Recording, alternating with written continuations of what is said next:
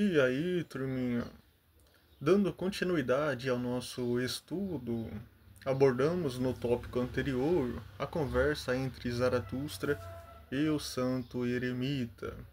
E eu havia me sentido compelido a estender um pouco mais a nossa ponderação, no mínimo passando de um a outro tópico, mas concentro-me subalterno e subjacente à vontade e opinião de vocês, no qual vocês opinaram em manter esses vídeos fragmentados e após reuni-los em apenas um vídeo, isto é, por tópico. Zaratustra, então, ele desce das montanhas após 10 anos de solidão, de isolamento social, e subitamente se depara com um santo, eremita, que também vivia isolado, por sinal. Então emana e emerge uma breve conversa entre ambos, e em seguida Zaratustra se dirige à multidão. Mas, em vez de trazer uma nova religião, ele traz um novo ideal, o famoso Ubermensch, que é o super-homem ou o além-homem, aquele que supera as limitações finais, religiosas e culturais impostas pela sociedade. Logo, Zaratustra chega à praça de uma cidade onde há uma multidão concentrada, curiosa, esperando um equilibrista. E essa cena, galerinha, é profundamente simbólica. O equilibrista aqui, ele representa o próprio homem. Suspenso, conforme Nietzsche vai dizer, e nós vamos analisar, suspenso entre dois abismos, entre o animal e o Übermensch. Nietzsche ressalta que o homem precisa superar a si mesmo. Ele diz: todos os seres até agora criaram algo acima de si próprios, no sentido de que todos os seres até agora superaram a si mesmos. Ele vai usar aquela metáfora que eu aprecio demasiadamente. E vós quereis ser a vazante dessa grande maré? Para visualizar melhor essa ilustração, imagine uma corda atada de um lado, o homem primitivo, e do outro lado, muito à frente, quase intangível, está o Ubermensch, o super-homem. E abaixo dessa corda há um abismo profundo. Ou se vocês optarem, preferirem por um segundo exercício mental, imagine o homem escalando uma montanha. No topo desta montanha está o além-homem. Abaixo, para o retrocesso criativo. Essa subida exige resiliência, resistência, perseverança, determinação, força, limite. Mas se ele se soltar, inevitavelmente vai despencar no chão. E o homem se concentra no meio da corda, nem totalmente instintivo, como o animal, mas nem plenamente livre e criador, como o Ubermensch.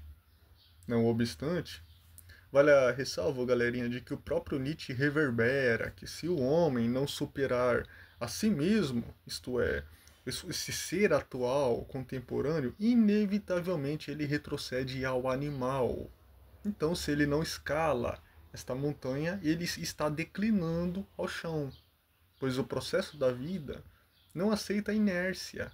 Deter-se para Nietzsche é regredir. Ou o homem supera a si mesmo ao Ubermensch, ou ele vai retroceder ao animal. É uma frase de Nietzsche, viu?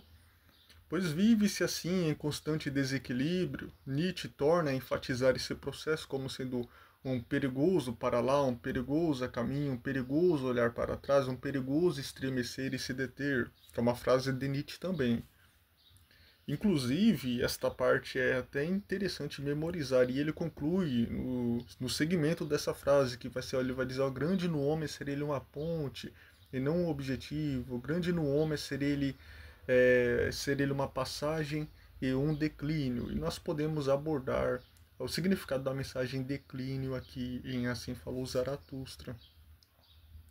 Nietzsche também menciona o processo de evolução do homem, do verme ao macaco, até chegar ao estágio atual, que é uma mistura, para Nietzsche é um híbrido, de planta e fantasma. Isso significa que o ser humano ainda é incompleto, está em transição. E quando Zaratustra proclama: Eu vos ensino o Übermensch, pois o homem é algo que precisa ser superado. Ele vai fazer reiteradas menções em relação a essa frase. Nietzsche quer dizer que o homem, tal como existe, ainda é o meio e não o fim.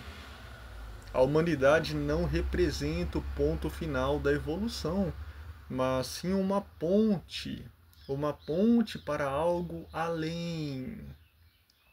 E o além-homem, portanto, é aquele que cria seus próprios valores, sem dependência da moral tradicional ou da religião. Ele afirma a vida com tudo o que ela contém, inclusive com a dor, com o caos, a imperfeição, mas transformando tudo isso em potência criadora.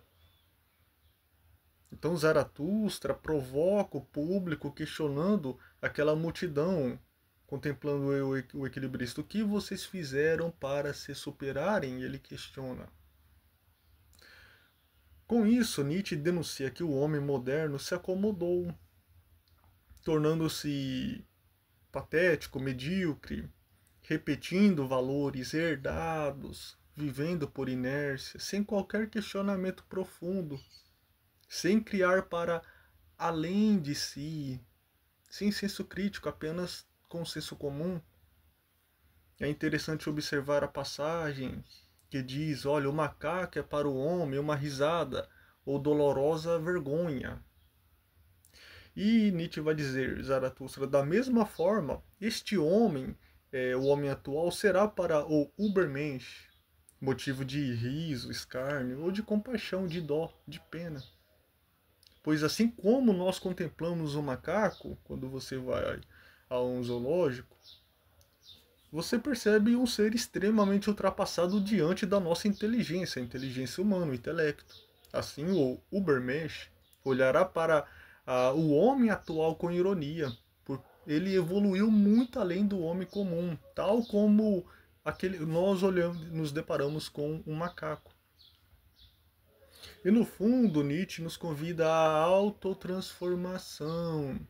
Pois muitos confundem, galerinha, o super-homem como sendo um ser dotado de poderes especiais, forte, resistente, poderoso, como nós vemos em heróis de ficção lá em X-Men, Dragon Ball, tantos outros animes. Mas o Übermensch é, em suma, aquele que evolui além de si, criando novos valores, caminhando e evoluindo sobre o abismo da existência humana. Vale ressaltar que Nietzsche rejeita aqueles que buscam o além-corpo e que anseiam o além-terra. Sempre esses dois, guardem isso. Para ele, o homem deve amar e aceitar esta terra, viver plenamente neste mundo, sem renunciar à vida e a vida em nome de um além, um outro plano, supraterreno, um metafísico, até algo religioso, que conduz o homem a execrar o próprio corpo e o mundo em que vive. Aquele que despreza o corpo e a existência concreta, para Nietzsche renuncia à própria essência enquanto vive. Então, o Übermensch, galera, não é um ser físico nem um personagem mitológico, emanado e emergido da ficção científica, mas sim um ideal de humanidade, que se supera continuamente, que cria sentido para a própria existência e vive com intensidade e coragem diante do absurdo da vida. É uma mensagem que mistura crítica, provocação e esperança.